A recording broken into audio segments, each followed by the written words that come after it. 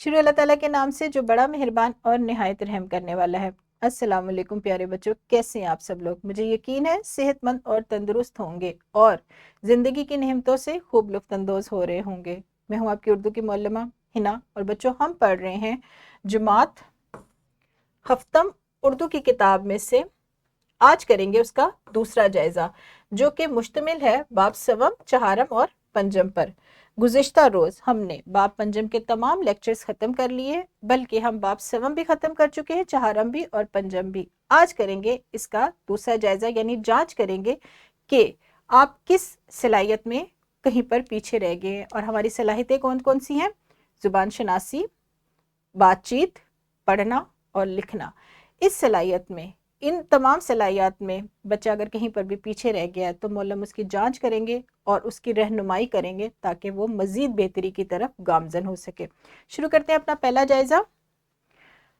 دوسرے جائزے کا پہلا سوال جو زبان شناسی سے متعلق ہے، بچوں اس میں ایک سوال ہے جس کے 4 ممکنہ جوابات ہیں۔ آپ نے درست جواب کا انتخاب کرنا ہے۔ یہ سوالات معلم زبانی پوچھیں تاکہ بچوں کی اعتماد سے جواب دینے کی صلاحیت کو بھی مزید بہتر کیا جا سکے۔ اور بچوں یہ سوالات بے شک زبان شناسی سے متعلق ہیں، لیکن درسی کتاب کی مشق کا حصہ نہیں ہے، بلکہ یہ سوالات اس میں نئے شامل کیے گئے ہیں جن کے جوابات آپ نے درست دینے ہیں۔ اور معلم کوشش کریں کہ ان سوالات میں کی سرگرمی میں تمام طالب علموں کو شامل کریں۔ دوسرا سوال یعنی حصہ دوم، اس کا پہلا سوال ہے، درج ذیل عبارت کو غور سے پڑھیں اور نیچے دیے گئے سوالات کے جوابات اپنے الفاظ میں لکھیں۔ جی بچوں، یہ سوال کی صلاحیت سے متعلق ہے، بالکل درست، پڑھنا کی صلاحیت سے۔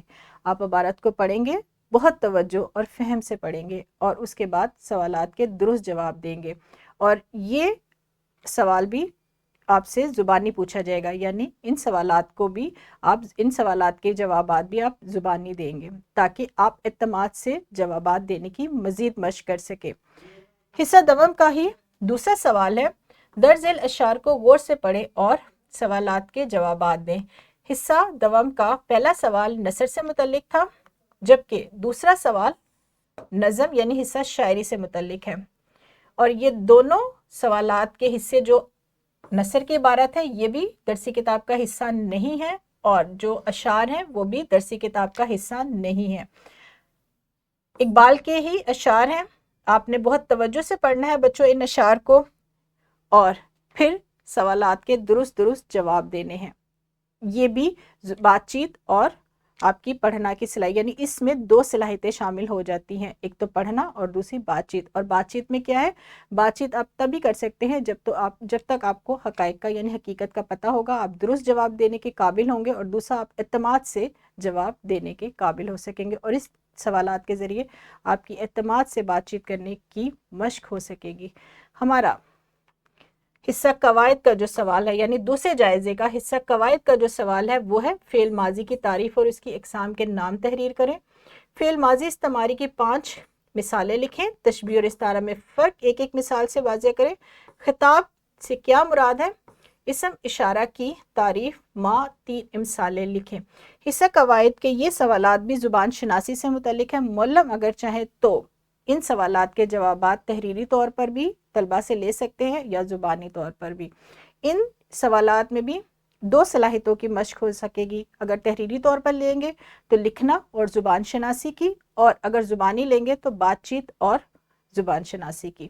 یہاں تک پہلے دن میں پہلا جائزہ ختم ہوگا، کیونکہ معلم کوشش کریں کہ اس جائزے کو 2 دن میں تقسیم کریں تاکہ تمام سوالات کے جوابات تمام طلبہ سے لیے جا سکیں اور ان تمام طالب علموں کی تیاری بھی بہت بہتر ہو سکے۔ اب بڑھتے ہیں حصہ سوم کی طرف۔